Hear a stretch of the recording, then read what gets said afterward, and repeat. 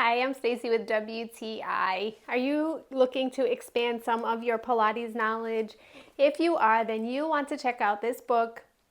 This is Pilates by Rael Isacowitz, and he is the founder of a practice called Pilates. This is the third edition of the book. In this book, it has an expansion not only of Pilates floor work, but on the reformer. So if you're looking for some different variations and some really good descriptions of how the body works and responds so well to Pilates, you will find them all in this book. The book is a generous 300-page manual, so you really have a lot of different coverage and a lot of different pictures as well to go along with descriptions of the various exercises.